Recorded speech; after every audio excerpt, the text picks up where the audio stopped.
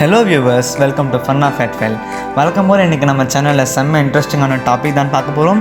இந்த வீடியோவில் நாம் லைகர்ஸ் அண்ட் டைகன்ஸ் இந்த ரெண்டு ஹைப்ரிட் அனிமல்ஸ் பற்றி தான் பார்க்க போகிறோம். லைகர்ஸ் அண்ட் டைகன்ஸ் பற்றி பார்க்கறதுக்கு முன்னாடி மறக்காமல் நம்ம சேனலில் சப்ஸ்கிரைப் பண்ணாதவங்களும் சப்ஸ்கிரைப் பண்ணுங்கள், பக்கத்தில் இருக்கிற பெல் ஐக்கானையும் கிளிக் பண்ணுங்கள். இந்த வீடியோ ரொம்பவே இன்ட்ரெஸ்டிங்காக இருக்கும், ஸோ ஸ்கிப் பண்ணாமல் கடைசி வரைக்கும் இந்த வீடியோவை பாருங்கள். ஓகே வியூவர்ஸ், இப்போ நம்ம டாபிக்ல போகலாம். ஃபர்ஸ்ட் நம்ம லைகர்ஸையும் டைகர்ஸையும் பற்றி தெரிஞ்சுக்கிறதுக்கு முன்னாடி நம்ம லயன்ஸையும் டைகர்ஸ், சிங்கம், புலி இந்த ரெண்டு அனிமல்ஸ் பற்றி நம்ம தெரிஞ்சுக்கிறது ரொம்பவே அவசியம். இதை பற்றி நீங்கள் தெரிஞ்சுக்கணுன்னா டிஸ்கிரிப்ஷனில் இருக்கிற லிங்க்கை யூஸ் பண்ணி அந்த வீடியோஸையும் மறக்காமல் பாருங்கள். ஓகே கைஸ், இப்போ நம்ம லைகர்ஸ் அண்ட் டைகன்ஸ் இதை பற்றி நம்ம பார்க்க போகிறோம். இந்த ரெண்டு அனிமல்ஸுமே பார்த்திங்கன்னா ஹைப்ரிட் அனிமல்ஸ், கலப்பின விலங்குகள். இது எப்படி பிறந்திருக்குதுன்னா, ஒரு சிங்கமும் ஒரு புலியோடு சேர்ந்து இனப்பெருக்கம் செய்யும் போது, ப்ரீடிங் பண்ணும்போது அதில் பிறக்கக்கூடிய அதோடைய குட்டி தான் இந்த லைகர்ஸ் அண்ட் டைகன்ஸ். ஓகே வியூவர்ஸ், இப்போ நம்ம லைகர்ஸ் பற்றி பார்க்க போகிறோம். லைகர்ஸ் எப்படி பிறந்திருக்குதுன்னா, ஒரு ஆண் சிங்கமும் ஒரு பெண் புலியும் சேர்ந்து இனப்பெருக்கம் செய்யும் போது, மேட்டிங் பண்ணும்போது இதுக்கு பிறக்கிற குட்டிகள் தான் லைகர்ஸ்.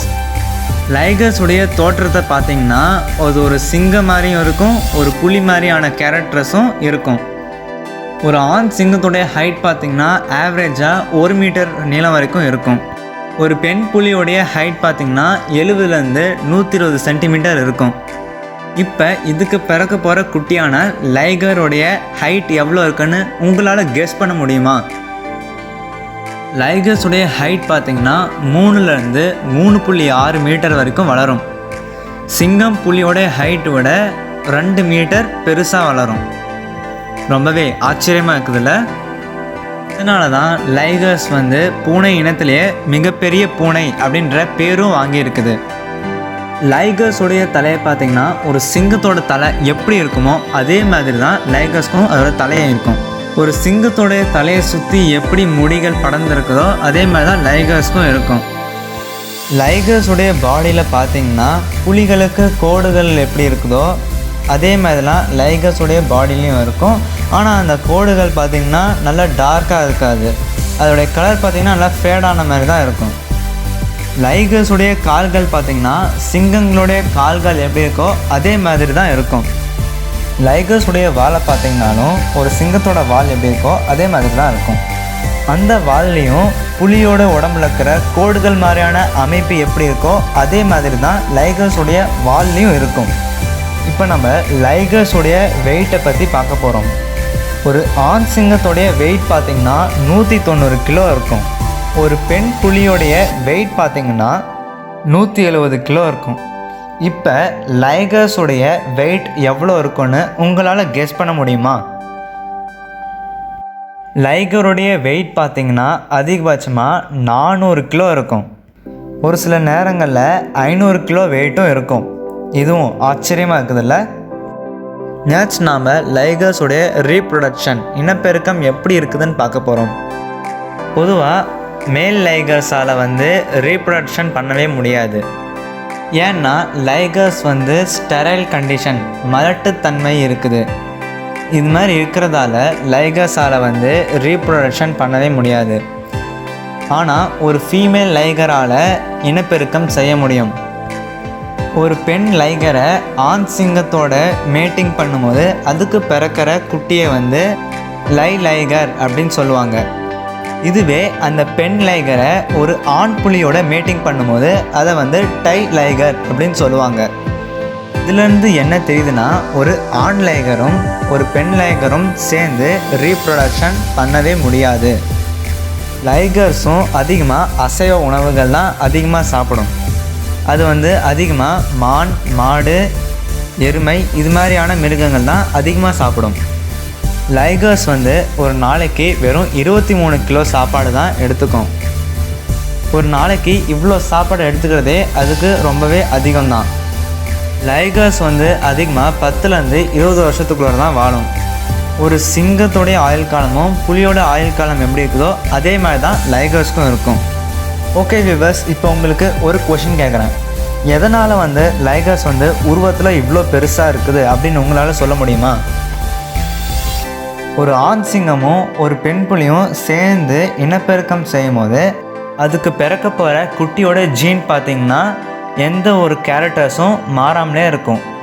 ஒரு ஆண் சிங்கத்துடைய ஜீனும் ஒரு பெண் புலியோட ஜீனும் மாறாமல் அப்படியே இருக்கும்.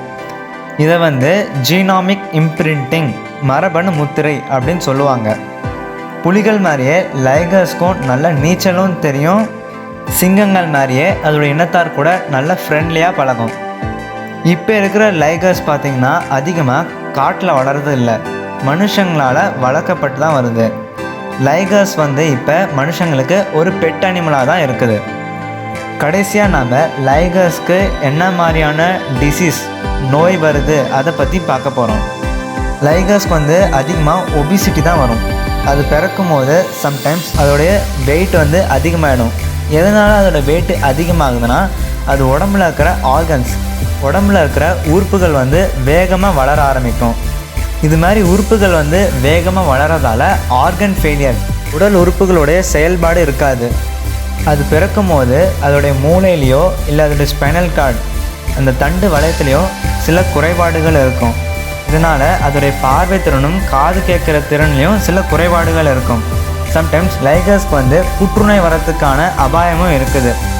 இது மாதிரி இருக்கிறதால அதோடைய ஆயுள் காலமும் ரொம்ப நாளைக்கு நீடிக்காது. நெக்ஸ்ட் நாம் டைகன்ஸ் பற்றி பார்க்க போகிறோம்.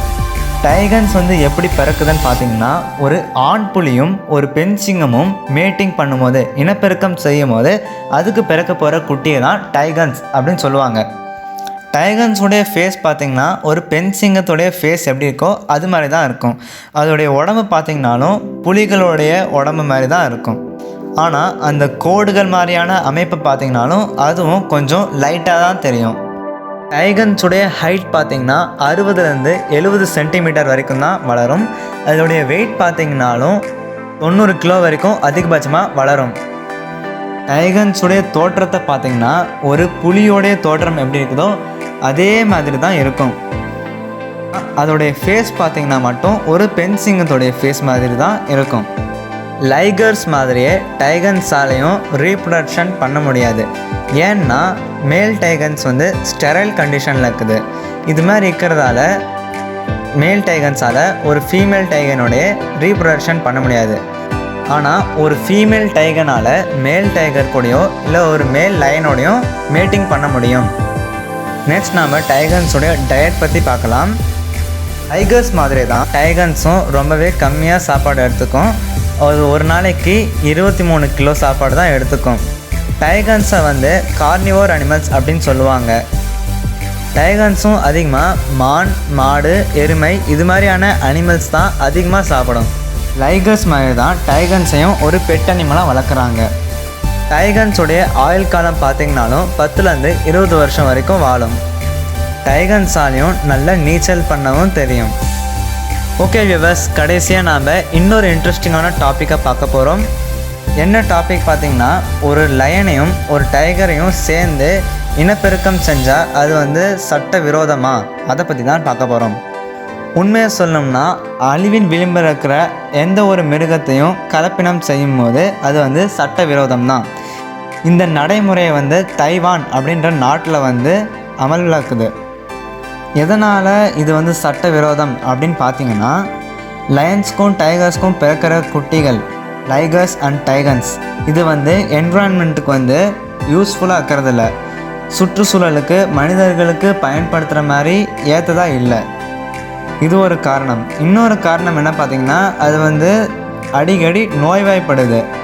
நம்ம ஃபர்ஸ்ட் பார்த்த மாதிரி லைகர்ஸ்க்கு அதிகமாக புற்றுநோய் வருது. அது ஸ்டெரைல் கண்டிஷனில் இருக்குது.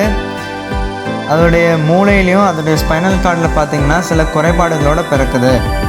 லைகர்ஸ்க்கு ஆர்கன்ஸ் சம்டைம்ஸ் செயலிழக்க செய்யுது. அது ரொம்ப ஒபீஸ் கண்டிஷனில் இருக்குது. ஸோ இதனால் லைகர்ஸ் மனுஷங்களுக்கு எந்த விதத்துலேயும் ஒரு யூஸ்ஃபுல்லான அனிமலாக இருக்கிறதில்ல. ஸோ லைகர்ஸை ப்ரீட் பண்ணுறது சட்டப்படி குற்றம் அப்படின்னு தைவான் வனவிலங்கு பாதுகாப்பு சட்டம் சொல்லுது. ஓகே வியூவர்ஸ், உங்களுக்கு இந்த வீடியோ உண்மையிலே பிடிச்சிருக்கும்னு நான் நினைக்கிறேன். உங்களுக்கு இந்த வீடியோ பிடிச்சிருந்ததுன்னா மறக்காமல் நம்ம சேனலை லைக் பண்ணுங்கள், ஷேர் பண்ணுங்கள், சப்ஸ்கிரைப் பண்ணுங்கள். உடனே பக்கத்தில் இருக்கிற பெல் ஐக்கானையும் கிளிக் பண்ணுங்கள். உங்களுக்கு ஏதாவது டவுட்னா மறக்காமல் கமெண்ட் செக்ஷனில் போஸ்ட் பண்ணுங்கள். பாய் வியூவர்ஸ்.